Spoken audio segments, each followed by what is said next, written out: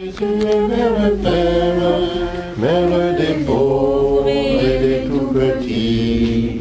Béni sois-tu, Marie.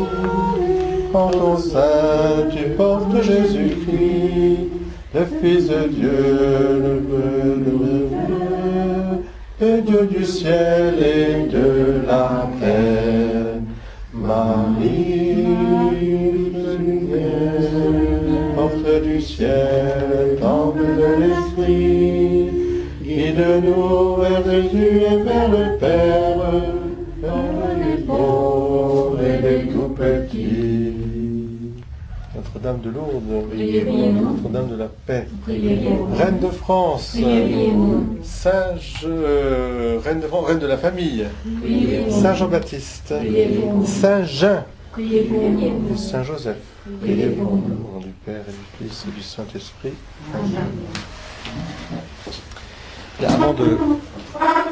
Aujourd'hui, nous allons poursuivre notre mois de Marie en parlant en lien avec la fête de la Pentecôte, donc du lien étroit entre Marie et l'Esprit Saint, et en quoi ce lien étroit entre Marie et l'Esprit Saint est un lien qui est un modèle, et pour nous, en tant que nous aussi membres de l'Église, et pour l'Église elle-même, comment se continue ce lien, voilà.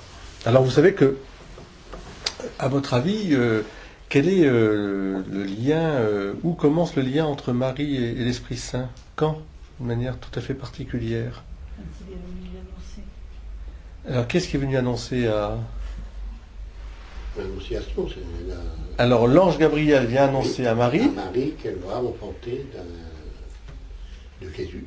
Oui, et qu'est-ce qu'il lui dit l'ange? Attends, je vais me souvenir. Je ne sais plus. Alors, l'Esprit te couvrira de son ombre. L'Esprit te couvrira de son ombre, car ce qui vient de Dieu. Cet enfant viendra de Dieu. L'Esprit te couvrira de son ombre. Hein. L'ombrambration. Donc, pour manifester un mystère évidemment étonnant, c'est que la conception de Jésus est à la fois humaine et divine. Elle est humaine parce que Jésus est conçu par Marie, ou plutôt dans le sein de Marie, et par Marie, nous le savons, et en même temps elle est divine, parce que justement par l'opération de l'Esprit Saint. Comment cela fera-t-il? Je ne connais point d'homme. Vous voyez? Alors, cette conception virginale de Marie, les théologiens et les pères de l'Église l'ont commenté d'une manière abondante, et sont même arrivés à la décrire un peu comme une union, comme des épousailles, je dirais, puisque nous savons que c'est au moment où il y a des épousailles, et lorsque l'homme et la femme s'unissent dans le mariage, il y a cette conception, vous voyez. Et donc, en se basant un peu sur cette réalité naturelle, eh bien, ils ont employé le mot aussi d'épousailles entre l'Esprit Saint et Marie.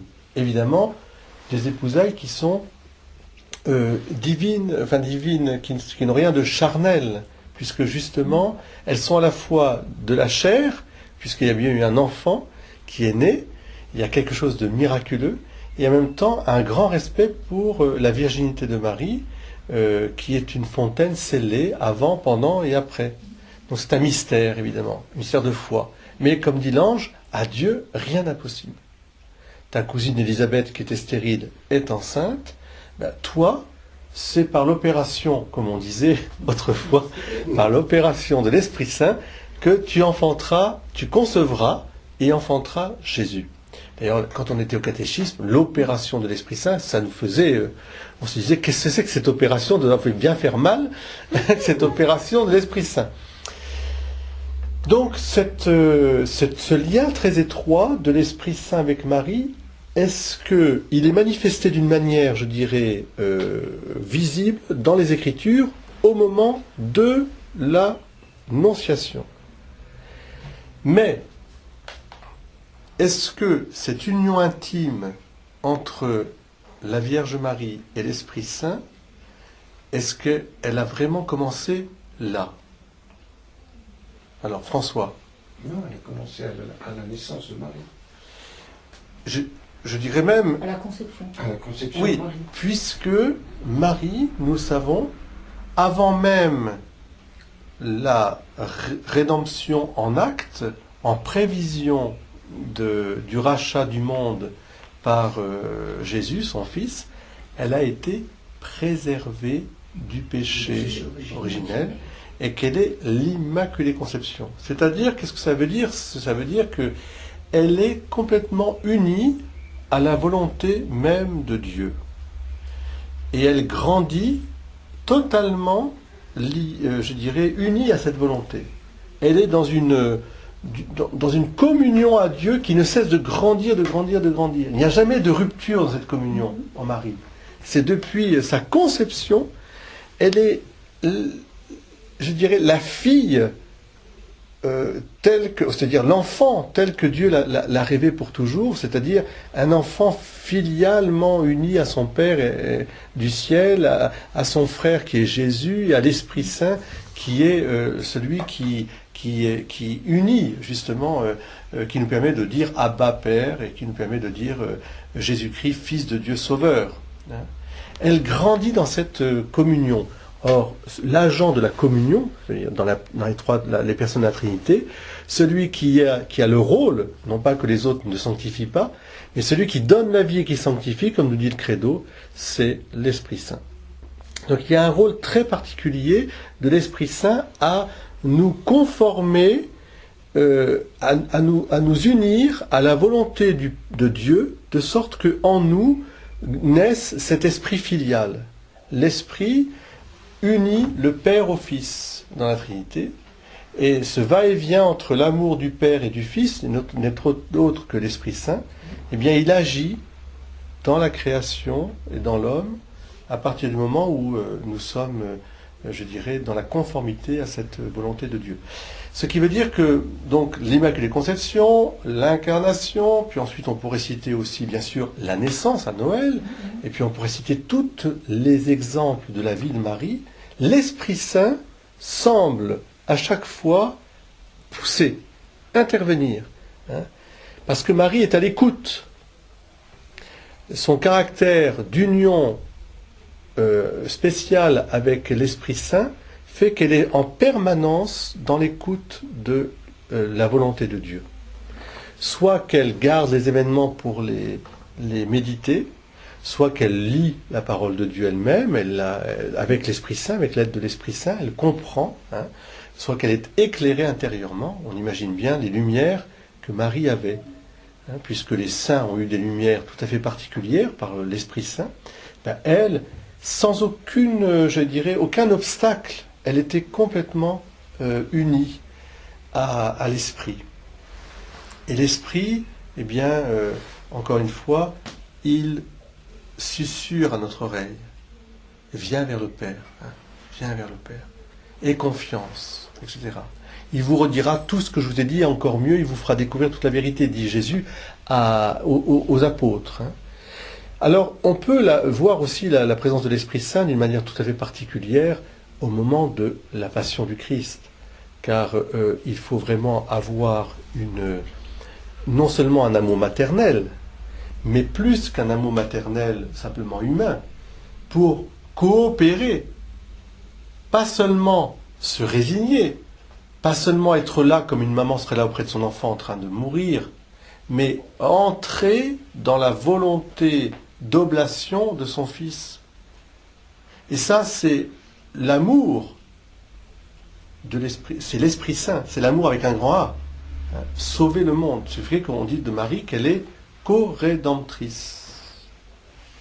L'union intime de Marie avec l'Esprit Saint.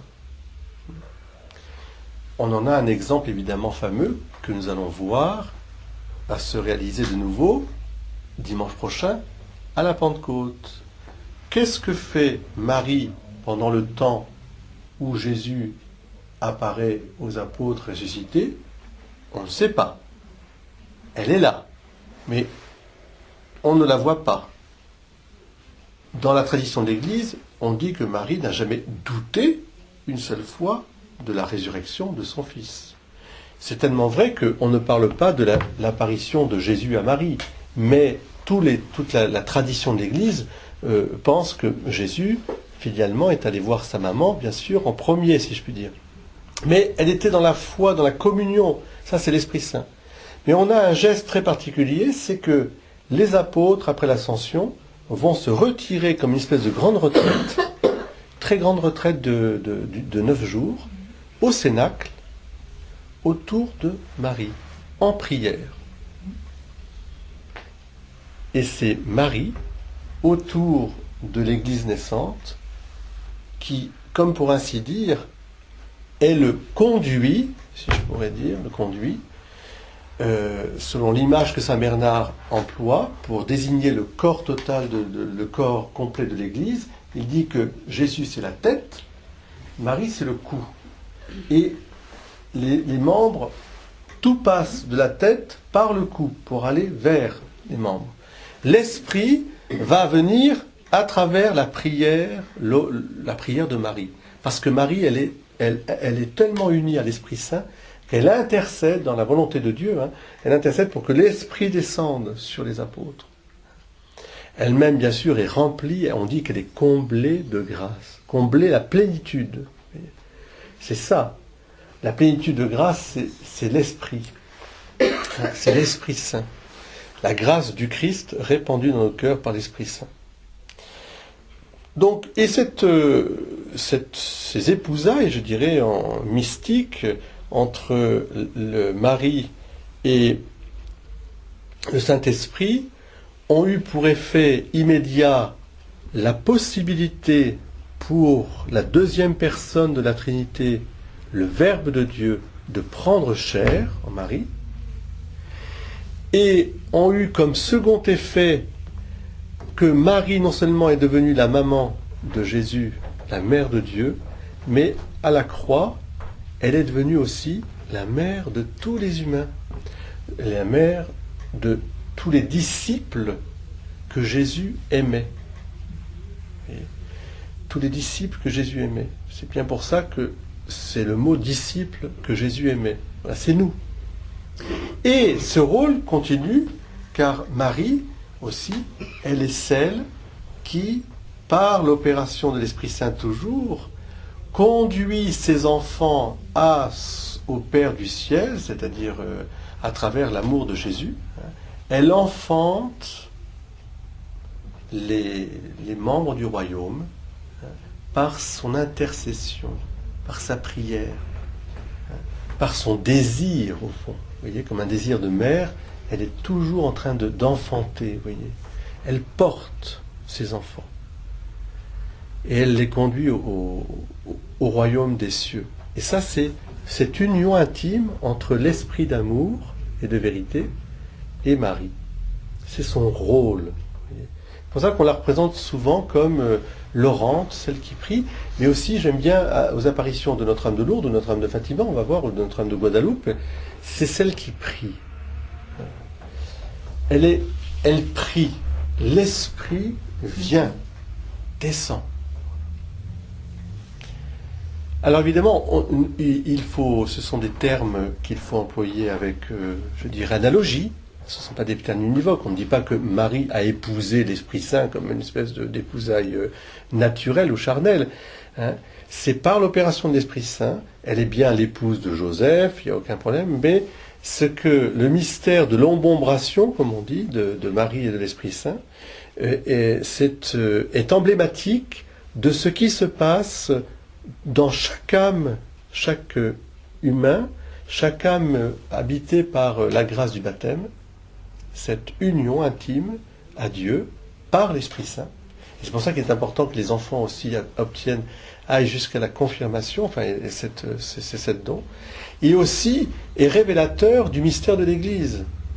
L'Église elle-même est animée, disent les théologiens, par l'Esprit Saint, de sorte qu'elle est fidèle à garder le dépôt et à l'expliciter, à le désenvelopper, de sorte qu'elle puisse le mettre en valeur, le défendre, l'illustrer, etc., etc. Vous voyez ?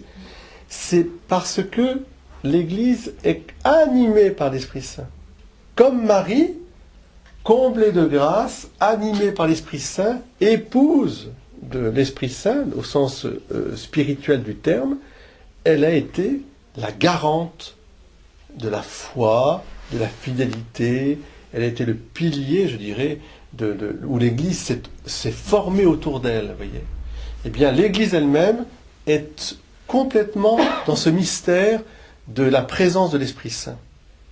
Ce qui fait que les apôtres eux-mêmes, après la Pentecôte, ont été confirmés dans la foi, de sorte que ils ont fondé l'Église d'une manière certaine et dans la fidélité absolue au message de l'Évangile.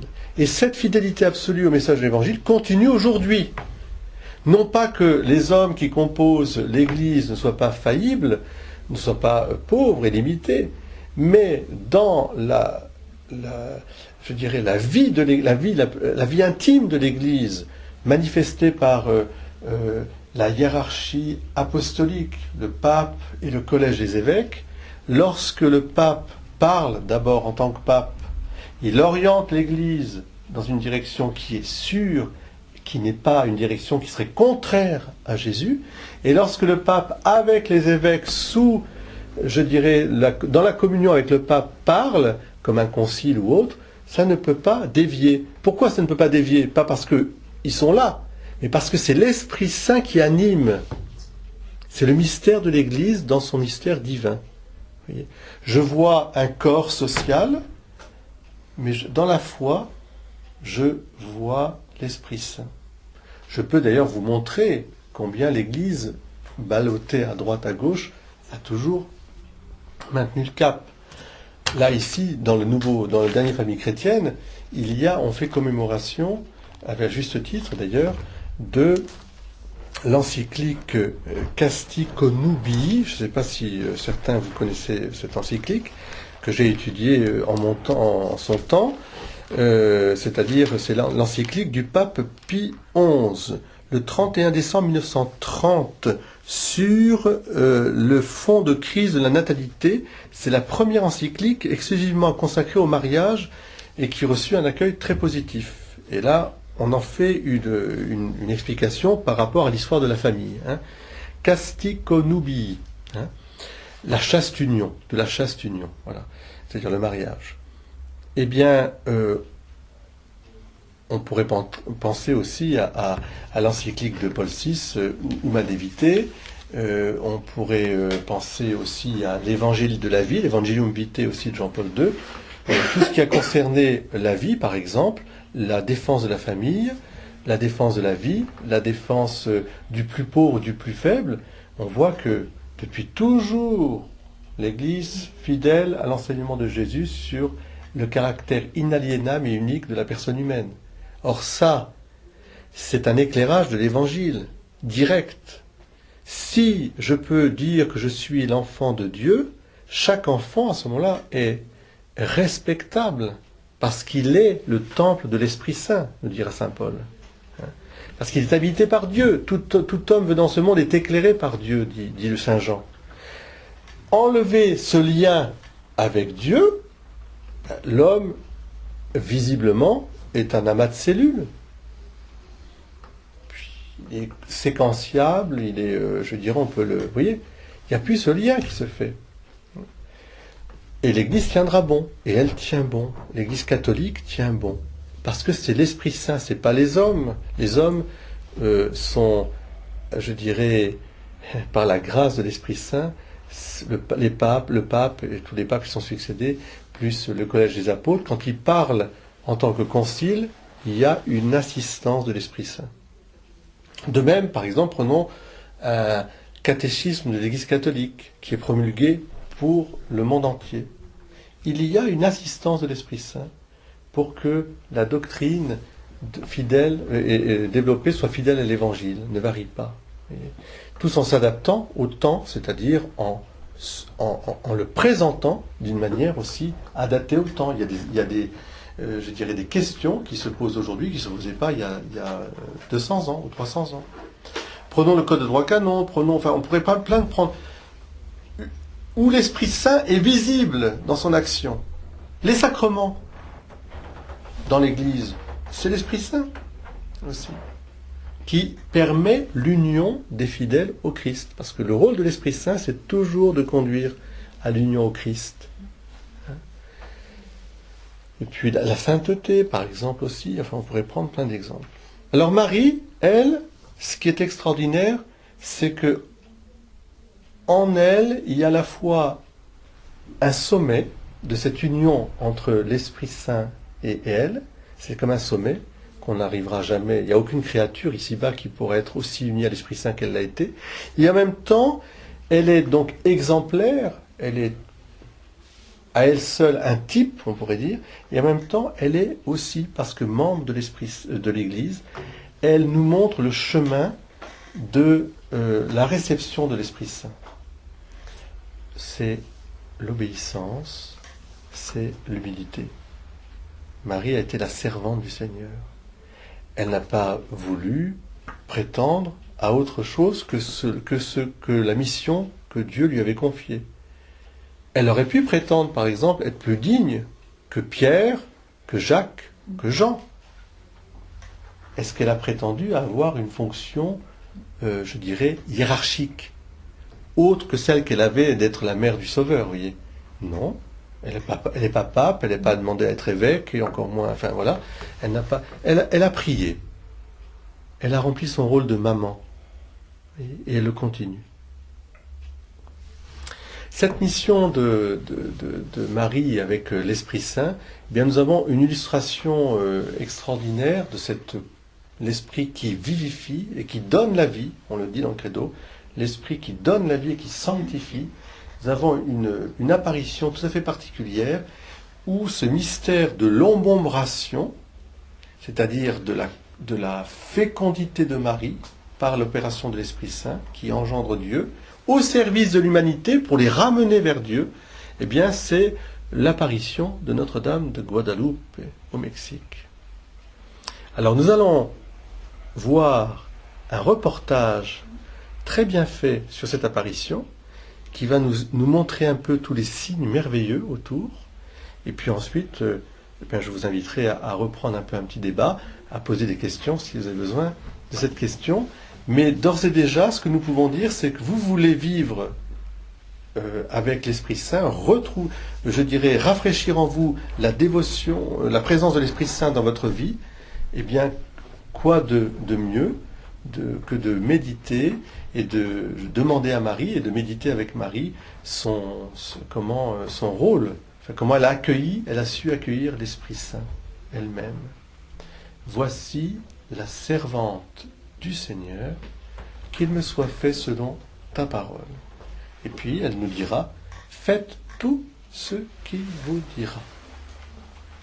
Du Pancho de Juan Diego, on s'est aperçu que Notre-Dame de Guadalupe, comme mystérieusement, regardait effectivement la scène où l'Indien avait ouvert son pancho pour offrir les fleurs miraculeuses déjà, ces roses en plein hiver, cueillies à 2500 mètres d'altitude, imaginez des roses à 2500 mètres d'altitude, et tous les personnages de la scène se sont reproduits sur la rétine, sur l'œil, dans le fond de l'œil, sur la rétine de Marie, à l'inverse, comme un œil normalement voit d'ailleurs, en faisant à l'inverse. Donc tous les personnages, y compris qui sont relatés dans la narration officielle du miracle, de ce livre écrit en aztèque, y compris un personnage qui ne s'y trouve pas dans cette relation, mais dont on sait qu'après des recherches, on a découvert qu'il était une servante de la maison épiscopale, qui n'avait pas été mentionnée, c'était une mulâtre, mais elle était bien présente. Donc les yeux sont vivants. Dans la cornée des yeux, on perçoit l'image d'un buste humain. La distorsion et l'emplacement de l'image sont identiques à ce qui se produit dans un œil normal. Quand on dirige la lumière de l'ophtalmoscope sur la pupille d'un œil humain, on voit briller un reflet lumineux sur le cercle externe de celle-ci. Donc ça, c'était les, comment dire, les conclusions à l'époque, dans les années 1930, 40, de spécialistes déjà. Alors c'est le diagnostic des ophtalmologues.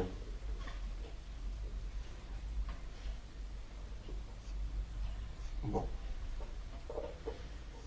Donc je vous laisse. Voilà. Alors il y a ce qui est extraordinaire, c'est que le premier sujet qui apparaît, c'est l'Indien lui-même. Hein. Voilà. Juan Diego. Bon. Voilà. Projet de recherche.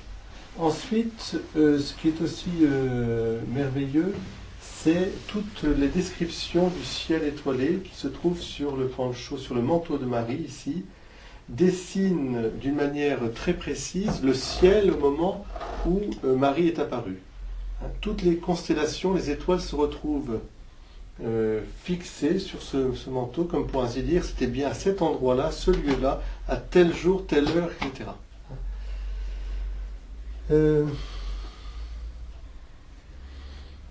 Voilà. Ah, le rouge de la robe de noces, je ne pas que... Bon, d'accord. Voilà. Alors ici, vous avez un détail très intéressant de l'image. C'est un ange qui tient, qui est en dessous, je dirais, il se situe au pied de Marie. On va revoir l'image un peu plus, parce qu'elle est vraiment de notre temps. Voilà, l'ange, il se trouve là. Il tient, comme pour ainsi dire, il est sous les pieds de Marie, il la tient. Hein. Rappelez-vous le psaume de 90, les anges te porteront pour que ton pied ne heurte pas la pierre. Hein. Et puis ni le serpent, ni le venin, etc. ne t'attaqueront.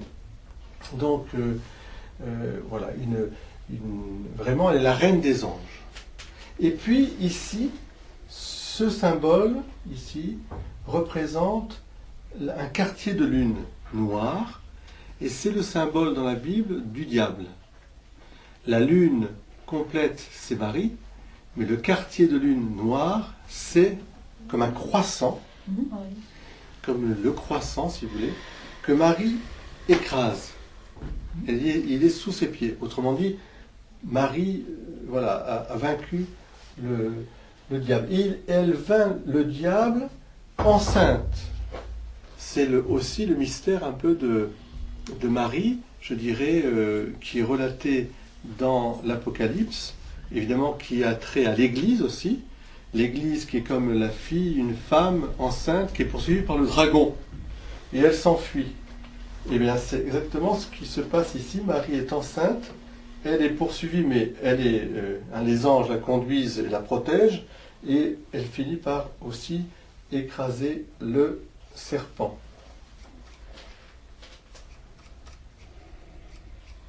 Voilà. Bon, on pourrait... Vous avez parlé du battement du cœur du bébé dans le sein de Oui, on a, alors, là c'est encore plus mystérieux, je n'ai pas de reportage explicite dessus, j'aurais bien aimé aussi vous en parler, mais il semblerait que les études actuelles approfondies, qui sont aussi toujours en cours, montrent que non seulement le visage et les yeux sont d'une personne vivante, mais que il semblerait que cette femme enceinte, on entende le battement du cœur, on le voit bouger, on voit bouger un petit peu de l'enfant. Alors ça, j'ai pas de confirmation, je dirais, de documents, je dirais. Pourtant, je crois que c'est réel. Oui, mais ça ne veut pas dire, mais pour en parler, il faudrait que je puisse que vous ayez vraiment plus de documents. Plus de documents. Voilà. Ce qui est important, c'est qu'elle est remplie, vous voyez, par l'opération de l'Esprit Saint, elle porte Jésus. Et vous avez une icône qui est très belle d'ailleurs, qui représente Marie avec la tête de l'enfant Jésus qui apparaît, vous savez, en rond aussi, vous la connaissez bien cette icône, elle est très belle. Marie, ô Jésus vivant en Marie. Ô Jésus vivant en Marie.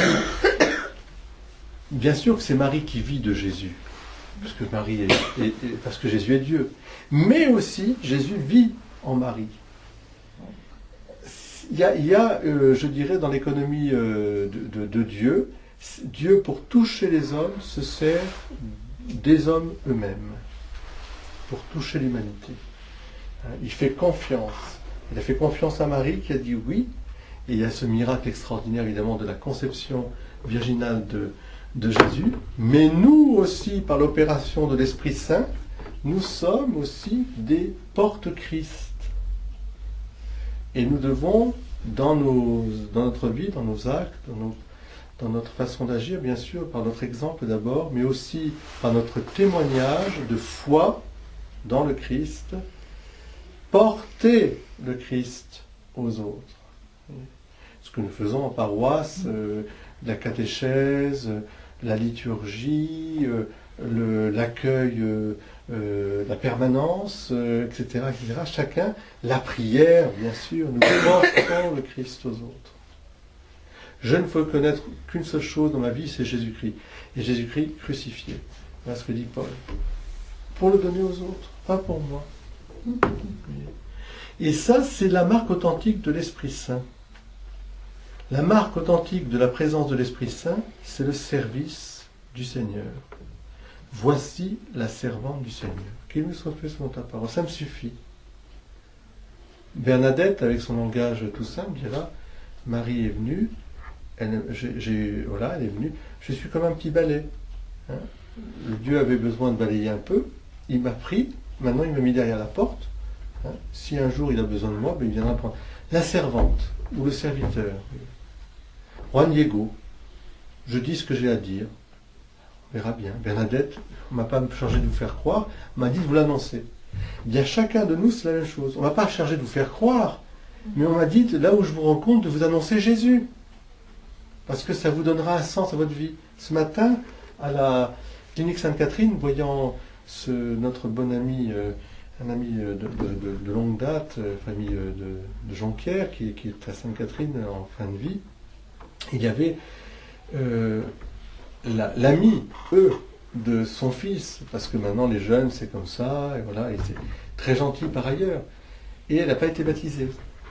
Et je lui dis, mais voilà, qu'est-ce que tu attends, si tu veux, pour toi, parce qu'il n'y a pas d'autre, voyant son futur beau-père, peut-être qu'elle ne le verra pas ici-bas, elle s'est bien rendue compte qu'il y avait quelque chose, elle priait, elle a prié avec nous d'ailleurs. Et j'ai dit, mais voilà, cher enfant, si je peux dire, vous êtes... engagez-vous, venez nous voir. On vous préparera en 2 ans. Nous avons une équipe formidable pour vous préparer. Voilà. Elle était toute heureuse quand je lui ai dit ça. Puis je lui ai dit, tu vas apprendre tes prières. Alors elle a commencé à dire, elle a été dans les écoles catholiques, donc elle savait quand même, je vous salue Marie, notre Père. Mais elle attendait que quelqu'un vienne lui dire, C'était le moment. C'était le moment, mais voilà. Mais tout à fait, c'était le moment. Et vous savez, c'est toujours le moment. Je me suis toujours rendu compte que nos rencontres ne sont jamais fortuites. C'est vrai. Que tout à coup, quelqu'un engage la conversation avec l'un ou l'autre. C'est l'Esprit Saint, vous voyez. Il me dit, il pousse. Évidemment, ça fait peur, l'Esprit Saint. Parfois, je n'ai pas envie d'écouter. Ça dérange un peu. Ça dérange, mais il me pousse toujours. Et la parole de Dieu ne revient jamais sans avoir produit son effet. Donc, n'ayez pas peur. Regarde pour tes petits-enfants qui vont être baptisés. Regarde qui vont être baptisés. Regarde, on pourrait prendre plein d'exemples chacun autour de nous. Une voisine, quelqu'un qu'on rencontre, une épicière. Enfin, moi, j'aime beaucoup les questions de magasins, des petits magasins. Parce que là, c'est étonnant comment on peut faire des rencontres. On dit, voilà, je vous rappelez, là, l'Esprit Saint. Alors là, je vais vous raconter une histoire de l'Esprit Saint extraordinaire. Le vendredi saint dernier, ma nièce arrive par le train donc à 18h, elle assiste elle arrive de Salon, elle devait reprendre le train à 23h pour aller en Alsace dans sa famille. Et elle me dit, j'aimerais bien assister à l'office. Alors elle assiste à l'office ici, elle a 20 ans, elle est en école hôtelière, enfin plutôt elle est gestionnaire, elle dans la gestion, hein, elle a un peu plus de 20 ans même. Et puis après on va au chemin de croix, on devait aller au chemin de croix à 21h. Bon. Et entre-temps, je lui dis, tu sais, c'est vendredi saint, voilà, mais elle me dit, vous savez, Donc oui, je me sens pas bien de voyager à jeun toute la nuit, etc. J'ai beaucoup travaillé la journée. Je dis, écoute, c'est pas un problème, viens, on va aller te prendre une petite pizza chez Pizza King. Bon. Alors on commande la petite pizza, au moment où on commande, on rentre, c'est le vendredi saint, excusez-moi, c'est le vendredi saint, mais c'est pour ma nièce et elle a besoin de manger un peu avant, elle va faire chemin de croix dehors, puis après elle va prendre le train. Et là, le bon gars me dit, mais très gentil, Patrick me dit, mais ça me fait très plaisir de vous voir, et puis en plus, mon employé, c'est lui qui a été l'intermédiaire, mon employé voudrait vous voir aussi. Je vois son employé arriver, cette brave femme, qui me dit, ah mais ça fait longtemps, je voudrais faire baptiser mes enfants, je suis très croyante, et on m'a parlé de vous, et je sais que, etc., etc. Bon. On prend contact grâce à la pizza du vendredi saint. Et lui me dit, mais moi, vous savez, parce qu'elle dit, oui, je suis croyante, et d'ailleurs elle me montre qu'elle portait quelque chose, enfin ses médailles, tout ça. Puis lui il dit, mais moi je vais vous montrer quelque chose. Et il sort de son tiroir-caisse le chapelet qu'il avait, un chapelet qu'il avait mis sous les billets. Comme protection. Il me dit, voilà, pour moi c'est important, c'est ma foi. Il avait conduit cette jeune femme vers moi, et puis, bon, voilà, c'était le moment de parler, on a parlé, on a discuté de la chose. Et alors, à la fin, je dis, ben voilà, je vous dois combien? Ah ben non, c'est vendredi saint, on vous offre la pizza. Voilà. Il a offert sa pizza, il a fait un acte de charité, moi, j'ai fait un acte de charité pour ma nièce, et ensuite on est parti au chemin de croix, et on a fait un très beau chemin de croix, on l'a raccompagnée au train, hein, oui. Où elle est partie toute heureuse, Adélaïde. Hein, elle était très, très heureuse. Bon. Et bien voilà, combien de fois j'ai entendu aussi des petits appels comme ça d'Esprit Saint, va dire à telle personne, à telle... au moment où tu dis au revoir, ben, vous savez, c'est mon job, je dis en riant souvent, je dis, moi mon job c'est de prier, alors je prierai pour vous. Je fais une prière. Ça me fait tellement plaisir d'entendre ça, on en a besoin, vous savez, Père. On peut vous confier telle intention, telle... Voilà. C'est une amorce, ça peut être quelque chose, vous voyez, on ne sait pas. Combien de fois autour de vous, vous avez certainement expérimenté ça. Tu vas à l'église, tu pries, mais qu'est-ce que tu vas faire? Ah ben tu veux prier pour nous, hein, voilà. Et puis un jour, toc toc, on aurait besoin. Hein, je l'ai expérimenté avant-hier. Voilà. Ma voisine qui est musulmane, puisque tu sais que j'ai un couple de musulmans, mais modéré, très... elle vient frapper, puis elle dit, monsieur, j'aurais un service à vous demander. Mais je lui dis lequel si je peux. Elle dit c'est tout simple, elle dit je vais me faire soigner, je vous confie mon numéro de téléphone, parce que s'il arrive quelque chose, vous pourriez m'appeler, vous êtes la seule personne de notre immeuble que j'ai confiance en vous. Pour une musulmane, oui, elle connaît ma religion. Hein, s'adresser à un homme, oui. En plus. Alors ça c'est formidable, parce que cette confiance qui s'instaure. Alors après, elle m'a parlé un peu de sa famille. Au début, je croyais qu'avec 2 enfants, mais en réalité, on en a 5. Et il y en a 3 qui sont déjà installés, puis les 2 derniers qui sont là. Oui. Il y a un mari courageux qui travaille. Voilà. Et tu vois, je vois ma belle-sœur, elle a toujours sur elle des images de Jésus Miséricorde ou de la Vierge Marie, etc. Qu'elle donne, de la médaille miraculeuse. Et tu ne veux pas savoir combien toutes ces femmes musulmanes sont heureuses, souvent, quand on leur donne cette image. Parce que la prière, c'est très important. Vous le voyez à Notre-Dame-de-la-Garde, elle monte aussi. Vous le voyez dans d'autres sanctuaires, on le voit très bien. Bien sûr, vous allez me dire, elles montent parce qu'elles ont... Mais comme nous tous, elles vont demander. Et Marie les attire. Marie, c'est la maman. C'est bien sûr elle aussi... fait peur à personne. Elle fait peur à personne. Ah non, c'est pas ça. C'est Notre-Dame. Voilà. Alors, moi, je vous invite, c'est ça l'Esprit Saint. Il nous guide. À un moment ou à un autre, il y a quelque chose qu'on entend. Encore une fois, une rencontre. Chacun de nous, on pourrait raconter. Hein. Je suis sûr que vous auriez des anecdotes comme ça, où tout à coup, vous êtes remis à aller vers l'Église. Par quelqu'un. Ou alors, au contraire, vous avez amené quelqu'un. Par Paul. Et Paul. Ouais. Le cabane. Pareil. Voilà. Je suis reparti. Noëlla est repartie. 100%. Mais Noëlla, elle est repartie à 100%. Et elle a beaucoup aidé aussi une famille. N'est-ce pas? Ben si, faut le dire. Hein, parce que, voilà. Et donc, pour Marius, ça a été aussi très important. Et puis les enfants, je vois quand même malgré tout, il y aura un lien qui restera. Chacun de nous, nous sommes, je dirais, nous apportons le Christ par l'opération de l'Esprit Saint, parce que nous le portons en nous. Voilà. Alors, comment on peut, ça peut être un petit sourire, déjà sourire, ce matin on disait, souriez, c'est Edmond qui disait ça, avec sa candeur. C'est déjà, il faut sourire aux uns et aux autres. Alors voilà, c'est pas toujours facile. Puis ensuite, la prière que nous faisons, tous les jours. Paratonnerre, les messes tous les jours, c'est paratonnerre. C'est l'Esprit Saint qui se répand. C'est pour ça qu'il faut que les messes puissent se lire. C'est des cadeaux où l'Esprit Saint se répand. Et puis le service, voilà, auprès de ceux que nous rencontrons. Voilà. Alors c'est Marie, épouse de l'Esprit Saint, qui est à la fois mère de l'Église et en même temps membre de l'Église, parce que ce qui se passe avec elle d'une manière éminente, avec l'union avec intime de l'Esprit Saint, petit à petit en nous aussi se fait. C'est pour ça que nous devons prier l'Esprit Saint, comme l'Église nous demande, viens Esprit Saint, viens dans nos âmes, viens, envoie du haut du ciel un rayon de ta lumière pour nous. Puisque, voilà. Bien, aimons l'Esprit Saint, que j'aime beaucoup aussi cette expression, que l'Esprit Saint, on ne le voit pas, mais on ressent ses effets.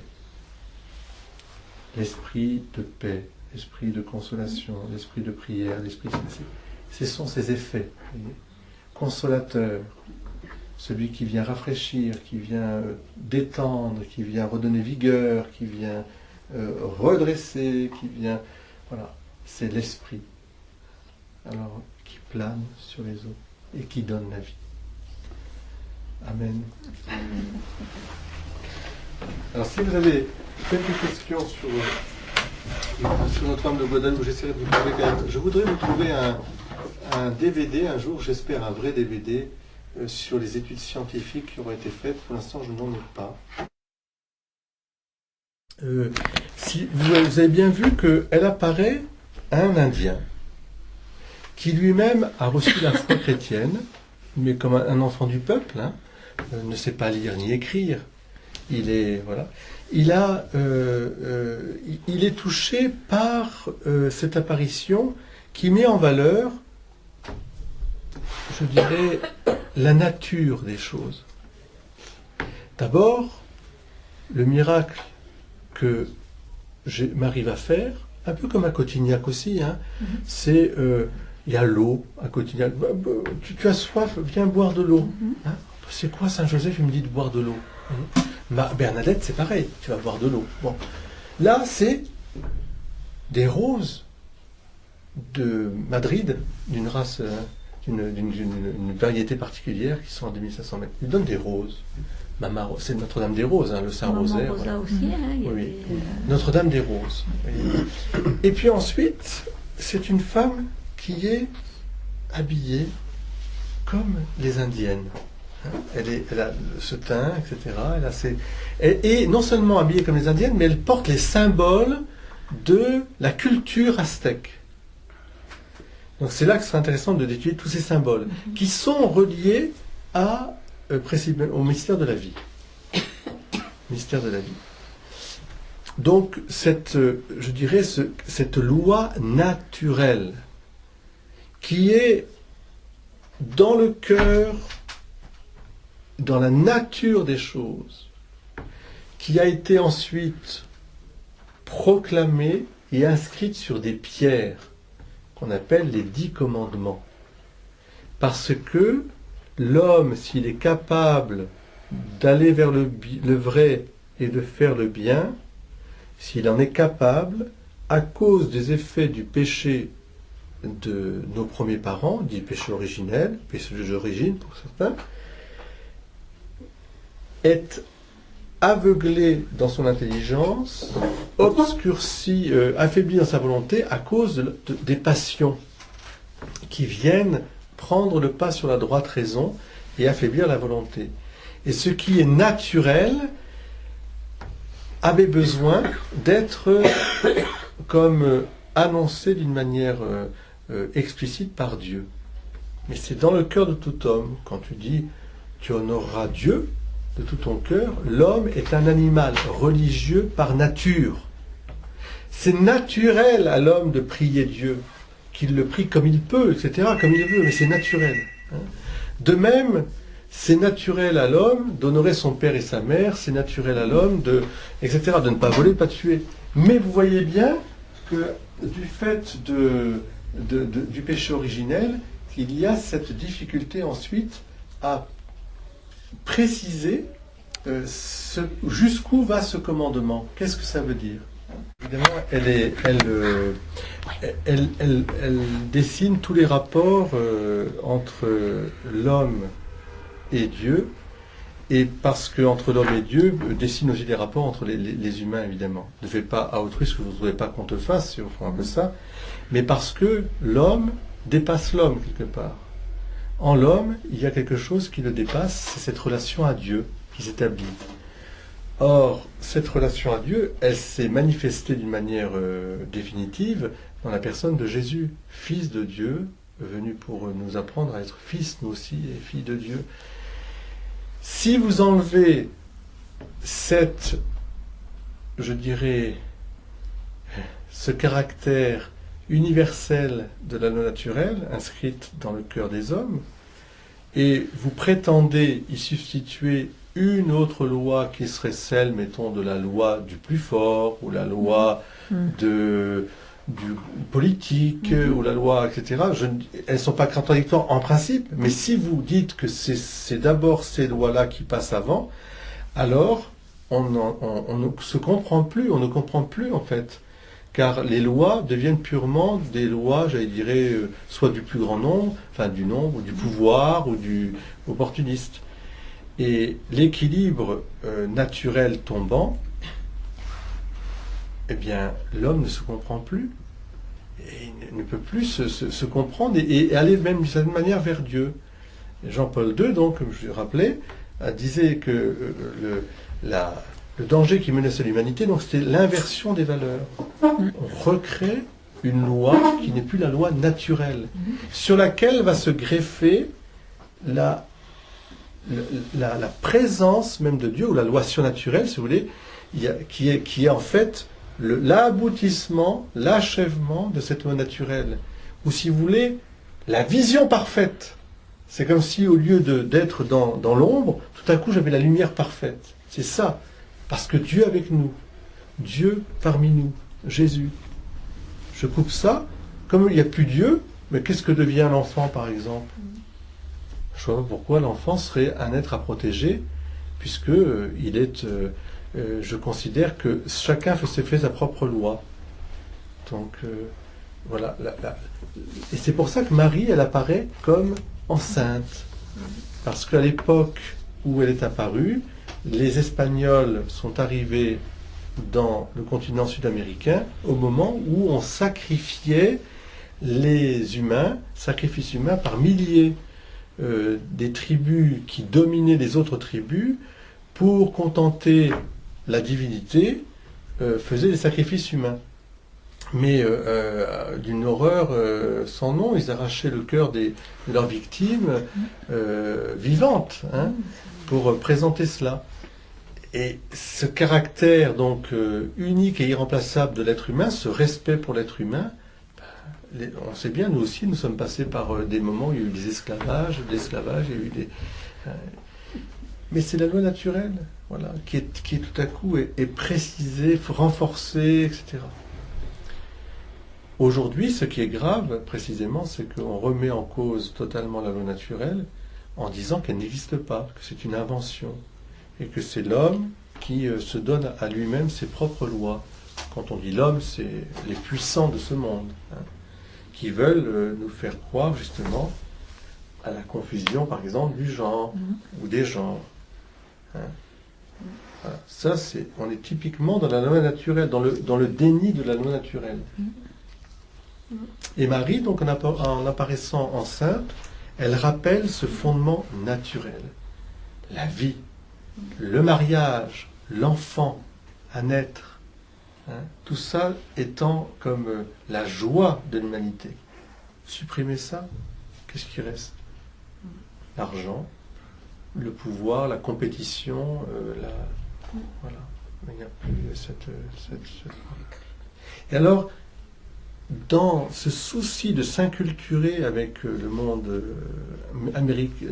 d'Amérique du Sud, hein, de Sud-Amérique, il y a certainement aussi un grand respect que Dieu a pour toutes les civilisations, pour toutes les cultures, pour tous les pays avec leur histoire, mais en le christianisant, c'est-à-dire en éclairant totalement cette culture de la présence même de Dieu parmi les hommes.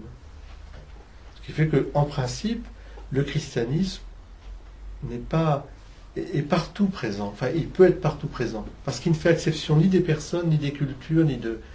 Simplement, il purifie là où il faut purifier, il élève, et surtout, il comble complètement, évidemment, parce qu'on est dans l'ordre surnaturel de ce que l'homme ne pouvait pas même concevoir. Dieu avec nous et nous avec Dieu. Ça, c'est... Même si j'ai un désir de l'éternité, parce que je suis immortel par mon âme, voir Dieu face à face, vivre avec lui, ça c'était inconcevable. Mais ça part de la loi naturelle. C'est pour ça que saint Thomas d'Aquin dira que la grâce ne vient pas enlever la nature, jamais. Ça, c'est le propre des fanatiques. Au nom de Dieu, je méprise les lois naturelles les plus élémentaires de respect, puisque Dieu m'a dit, je peux me faire sauter avec une voiture, etc. C'est inconséquent, puisque la loi naturelle, elle vient de Dieu. C'est contradictoire avec Dieu lui-même. Elle ne vient pas effacer la nature, donc, la grâce, mais elle vient comme l'achever, la perfectionner, la couronner, si vous voulez. Gratia non tollit naturam, sed perfecit. La grâce ne vient pas enlever la nature, mais vient la perfectionner. Alors c'est pour ça que l'apparition de Notre-Dame de Guadeloupe, avec parturiante, enfin disons pas enceinte, est certainement un signe pour notre temps. Parce qu'on ne la comprend vraiment que maintenant, cette apparition. On ne peut la désenvelopper, cette apparition, que maintenant, grâce à tous les moyens scientifiques qu'on a. Elle prend tout son sens. Or, c'est pas pour rien. Voilà. Qu'est-ce que quelqu'un a une question sur cette présence de Marie, cette loi naturelle, ou alors sur l'Esprit Saint?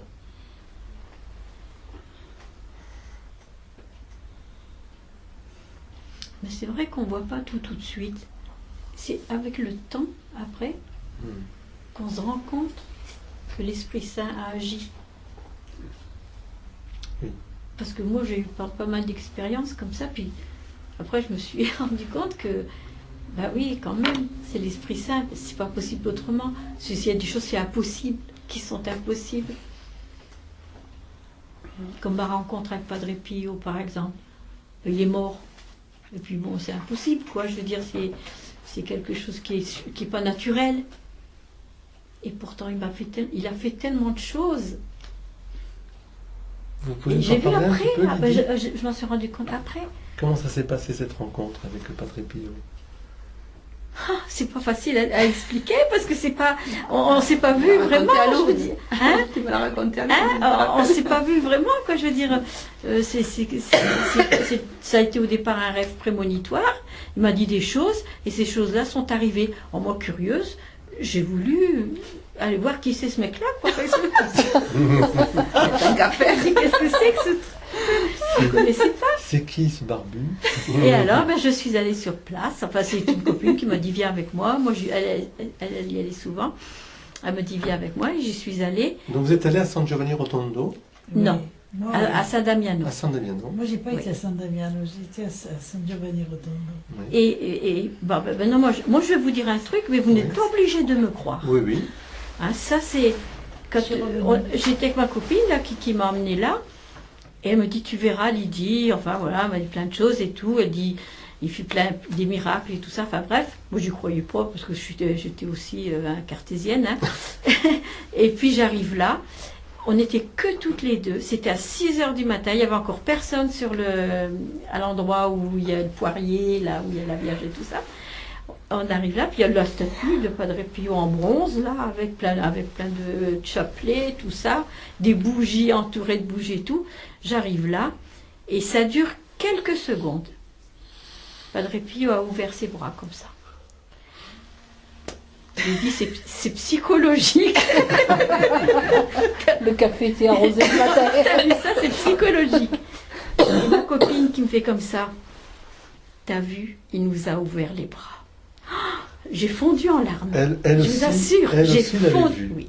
Je l'aurais même pas dit. Oui, parce que pour moi, qu'elle l'ait vu, ça t'a confirmé. Ah bah alors là, c'est pour ça que Ouais. je vous dis, vous pouvez me couper la tête, vous n'êtes pas obligé de me croire. Ouais. Moi, je l'ai vu. Oui. Donc quelque part, J'ai vu un témoin. après ça a été un enchaînement de bonnes choses, vous ne pouvez pas savoir. Et c'est Padre Pio qui m'a fait revenir à l'église aussi, parce que Oui. j'allais plus à la messe, vous savez que mon mari qui est pas croyant et tout ça, donc c'était difficile. Et là, on est allé là où il y a l'enfant Jésus. Comment ça s'appelle Prague. À Prague. Oui.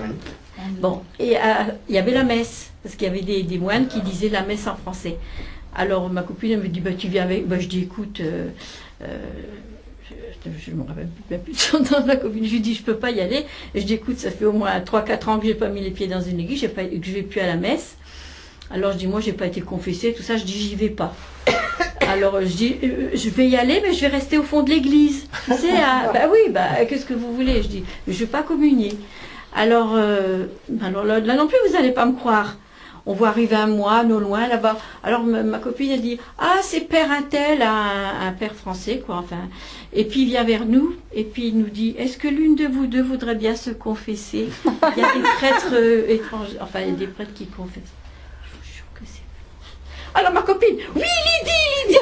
Moi, j'étais pas prête du tout, je voulais pas y aller. Elle dit, oui, Lydie, elle veut y aller, elle veut y aller.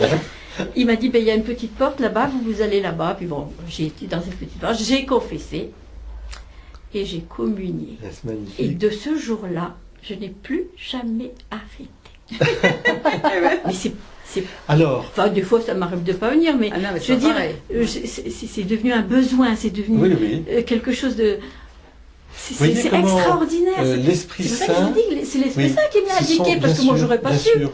que c'était... hein. C'est exactement, c'est un très bel exemple de l'Esprit Saint. On ne le voit pas, mais on sent ses effets. Ah oui, tout à fait. Il Après, soulève, c'est- il soulève, Ce sont il des est effets marquants. quand même. extraordinaire. Tous Là, les ça a effets été- ne sont pas oui, aussi. oui, Mais, oui, mais bah on, oui, on si sent. fort. Oui. Et c'est, par exemple, je crois que les enfants qui vont recevoir la confirmation là, le 25 mai, les adultes qui vont recevoir le 18 mai, on a eu l'exemple d'Yvonne, quand Yvonne elle-même a reçu l'Esprit Saint, elle a dit elle-même la joie Mmh. extraordinaire Tout à fait, oui. qu'elle a ressenti au fond de son cœur.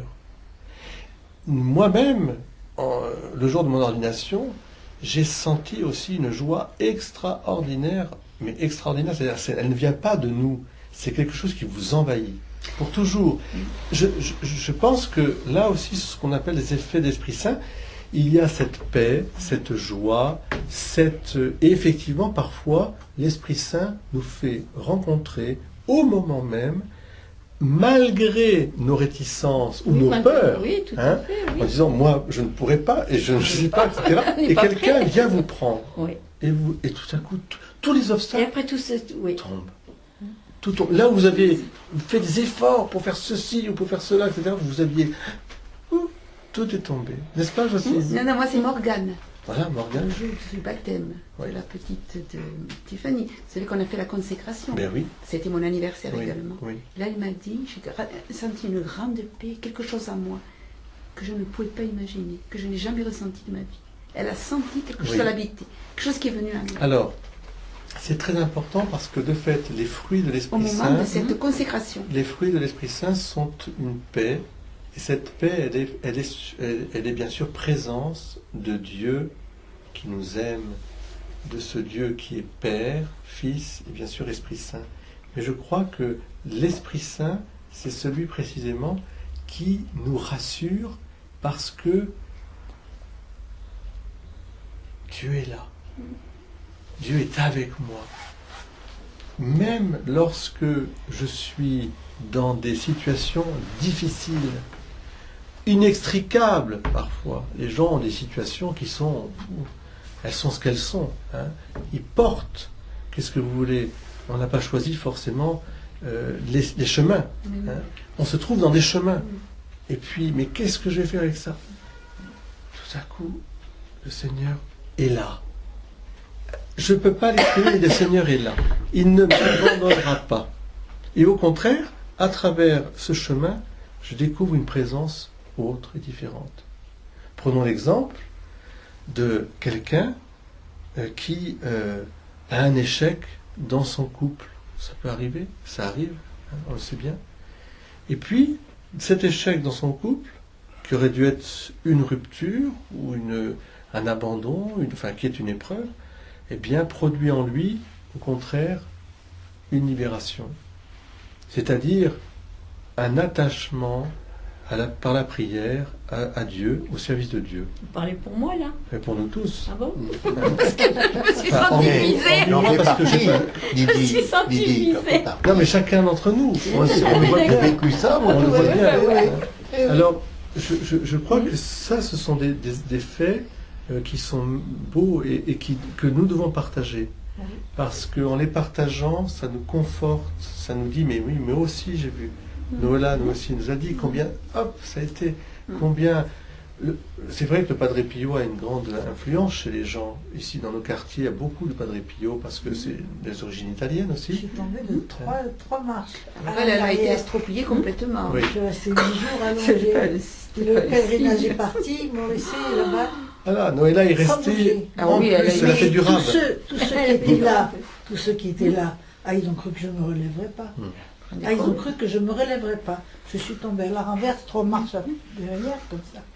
Et puis le père Pécou, il pouvait vous raconter ça. Et je dis, je ne vais pas pouvoir me lever. Et puis bon, il y a 2 personnes qui sont venues me chercher. J'ai dit non, mais attendez, j'ai dit. Oui, attendez. J'ai bougé mes jambes. Oh, j'ai dit, tu bouges tes jambes, tu n'as rien de cassé. Puis je me suis levée, mais après, il n'était pas question que je bouge du lit, allongée. J'ai eu 3 vertèbres de fêlée. Vous en rendez compte. Et- Tout le pèlerinage Et jusqu'à la fin des 8 jours, le 8e jour, le pèlerinage était parti depuis 2 jours, et moi je suis restée toute seule là-bas. Les gens ont été exceptionnels. Il est venu me voir, vous voulez rien, il me proposait à manger, il n'avait pas envie de manger, rien du tout, hein, il n'était pas question de... Et plus beau, c'est que j'avais rien dit à mes enfants. 3 jours après, j'ai dit quand même, peut-être...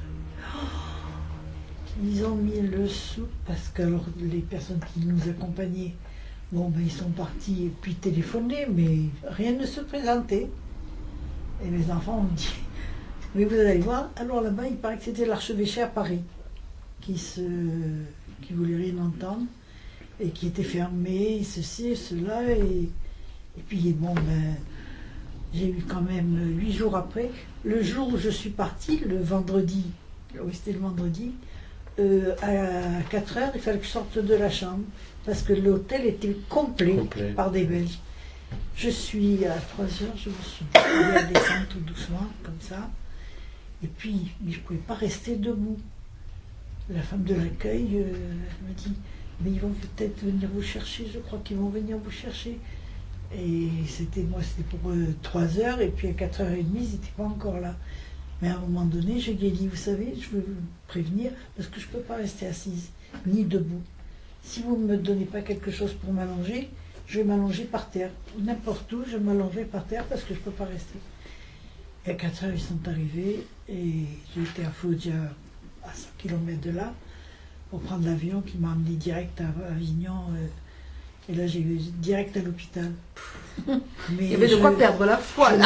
Je me suis fait entendre, je me suis fait entendre. Non, mais les chemins de... Mais c'est incroyable, ça. Mais personne ne croyait que je me relèverais de là. Oui. Dans les passages des Actes des Apôtres que nous lisons en ce moment à la messe, l'Esprit Saint parle à Saint Paul. Il lui dit, tu rendras témoignage. Il faut encore que tu ailles rendre témoignage ce matin. Donc vous irez ce soir. Il faut que tu ailles encore rendre témoignage à Rome. N'aie pas peur. Elisabeth, oui, je l'ai vu déjà. Et Lydie, et la marchande de poudre, tout ça, c'est toujours l'Esprit Saint. Ça, c'est beau. Ah oui, il se retourne pour le remercier. Pour remercier. Et oui, c'est beau, hein. Alors, je pense que chacun, nous pouvons justement voir cette présence de l'Esprit Saint, qui est une présence de communion, toujours. L'Esprit Saint, c'est celui qui donne la vie, c'est celui qui sanctifie, c'est celui qui unit. Hein, et c'est l'amour qui unit forcément. Et c'est le fruit de l'Esprit Saint. Le reste, voilà, ça nous intéresse pas. Et voilà. Quand j'ai fait mes recherches pour savoir un peu, Sainte Lydie, ça n'existe pas, je me suis dit, bon, elle est dans le calendrier, mais qu'est-ce qu'elle a fait? Enfin, il y a longtemps, hein, je parle de ça. Puis j'ai donc trouvé, si vous voulez, le passage où Lydie donc, a reçu les apôtres, tout ça, enfin bref. Et alors j'étais très troublée parce que j'étais couturière. Je vendais les tissus, c'était quelque chose qui était... C'est quand même... C'était ma vie, quoi, je veux dire. Ça m'avait troublée. Oui, Elle vendait du tissu, moi j'étais couturière. Quelque part j'étais dans le même milieu, si tu veux. Il y avait un lien. Hein, il y avait un lien, pour moi il y avait un lien. Vous voyez l'illumination, là, ici, l'enluminure, comment l'enluminure, les artistes, animés par la foi, représentent la Pentecôte. Hein. Marie, les apôtres autour, la grande colombe de l'Esprit Saint avec la grâce, toutes sur Marie en fait, de cette manière, vous voyez, qui est le canal. Hein. Le canal. Et puis, Grégorien, voilà, et le canal, et puis les langues de feu sur les apôtres. Vous voyez. Ce n'est ni plus ni moins qu'une représentation artistique de la parole de Dieu, de ce qui se passe au moment des actes des apôtres, vous voyez, qui a été médité, contemplé. Hein. Ça, c'est très très beau. Marie est au centre de l'Église, au cœur de l'Église. Les langues de feu se dirigent vers eux, mais il y en a 3 fois plus que d'apôtres. Elles sortent du cadre et apportent l'effusion de l'Esprit Saint au monde entier. C'est ça. Hein. Donc ça, c'est la Pentecôte bénédictine.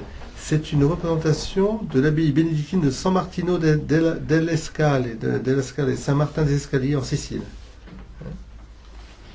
C'est très beau ça. Et alors, après j'ai trouvé ça très beau, au feu. À la Pentecôte, l'Esprit Saint vient nous réchauffer, nous éclairer, nous purifier. Laissons-nous saisir et renouveler par cet esprit qui veut nous embraser. Et alors, comme des saints dans la vie chrétienne, on voit le père de famille, le prêtre qui dit, je crois que je vais le reprendre dimanche, mais bien cher frère, il est temps de demander à l'Esprit Saint de brûler nos petites idoles. Puis l'enfant de cœur derrière, on voit la sacristie, ça fume, etc. Et l'enfant de cœur avec une petite bulle, il dit, c'est peut-être le moment de lui parler du problème avec l'encensoir. Ça, c'est très bon. Hein, de brûler nos petites idoles. Alors que nous préparons la Pentecôte, je demande imprudemment à un groupe de CE2 quel oiseau représente souvent l'Esprit Saint. Silence de mort. Pour les aider un peu, je leur rappelle le baptême de Jésus dans le Jourdain. Et enfin, puis tout à coup, c'est l'illumination. Dame, je sais, c'est un dragon. Stupeur et tremblement.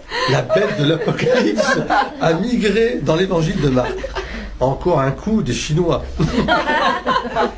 Même pas vrai. Et un dragon, c'est pas un oiseau. Rétorque aussi sec un autre mystique de la classe. Bah si c'est un dragon, parce que ça crache du feu. Hein. Et oui. Ah bah oui. Saint Jean et Sainte Rita, priez pour moi. C'était bien vu finalement, puisque à la Pentecôte, l'Esprit descend sur les apôtres sous forme de langue de feu. Ce feu, le catéchisme de l'Église catholique nous apprend qu'il symbolise l'énergie transformante des actes de l'Esprit Saint. L'énergie transformante des actes de l'Esprit Saint. Le feu, il est vrai, transforme tout ce qu'il touche en chaleur, lumière et cendre. Les langues de feu de la Pentecôte sont un bel exemple du feu qui consume. Il réduit en cendres la peur des apôtres, purifie leur cœur, éclaire leurs auditeurs, réchauffe l'Église naissante. Ce feu la transforme les apôtres en profondeur, il leur délie la langue, en même temps que le cœur, et avec une force et une intelligence nouvelles, les métamorphose en missionnaires, hors pair. Il transforme l'esprit humain, dit saint Grégoire le Grand, c'est au VIe siècle. Dès qu'il y met sa lumière, il ôte en un instant ce qui était, il ôte en un instant ce qui y était, et en un instant met ce qui n'y était pas. Ça, c'est voilà notre expérience. Le feu de l'amour de Dieu, embrasant leur cœur, fond les disciples en un seul amour, en une seule Église, la communion, là, ici, et il fait émerger la partie la meilleure et la plus vraie de chaque apôtre, sa vocation à la vérité et à l'amour. L'énergie transformante de la flamme de l'Esprit change le pécheur en prédicateur, le publicain en évangéliste, le renégat en évangélisateur. La Pentecôte, c'est vraiment le baptême du feu. L'Église fait ses vrais débuts, en grand, et commence par sa prédication à embraser le monde entier. C'est pour ça que tout le monde en comprend. C'est extraordinaire, on comprend tout. Le feu peut se propager, purifiant, éclairant, réchauffant et transformant les hommes de bonne volonté. Voilà. Eh bien, je trouve que ça, c'est tout à fait extraordinaire. Alors, le feu de l'Esprit Saint, c'est cet amour que le Seigneur a répandu sur nous en abondance et que saint Paul nous supplie de ne pas éteindre. Qu'il nous consume doucement ou qu'il nous enflamme, il nous envoie témoigner de l'amour de Dieu, chacun selon sa grâce. Diversité des langues, des cultures, des dons, des vocations, chaque baptisé est appelé à publier les merveilles de Dieu selon ce que l'Esprit lui inspire dans l'Église. Accueillons l'Esprit de feu, acceptons de nous laisser transformer en profondeur et nous serons comme le prophète Élie dont la parole brûlait comme une torche. Un vrai dragon. Un thème comme ça. Très bien. Alors, je vous propose de commencer à propager cette idée que nous pourrions faire un livre de petites fioretti de l'Esprit Saint. D'une manière anonyme ou non, peu importe, mais ça peut être d'une manière anonyme. Mais est-ce que vous ne croyez pas que ce serait beau de faire un livre, un cahier, qui pourrait être à la disposition de chacun pour mettre l'expérience, la rencontre qui a transformé nos vies, où l'Esprit Saint a fait de nous des torches, n'est-ce pas? Ça peut être très beau pour chacun d'entre nous, très bon, très consolant, et on pourra en faire profiter un peu. Il faut être écrivain. Non, Ça non, ça sera le temps. Bon, c'est l'inspiration de dire et on écrit comme ça. C'était... J'y ai déjà pensé. C'est bien, se mettre au travail aussi. Voilà, mais l'Esprit Saint peut vous mettre au travail pour témoigner. De quoi Notamment, on pourrait, ça je veux bien le collecter, le mettre par chapitre. Il pourrait y avoir l'importance de la prière, l'importance de mes choses, je sais pas moi, d'une maladie, d'une souffrance qui m'a offert, l'importance de la rencontre avec telle personne, du bon usage des courses par exemple. Je sais pas, vous voyez, mais c'est parce qu'on verrait que l'Esprit Saint agit. Là, c'est l'expérience de la prière. Seigneur.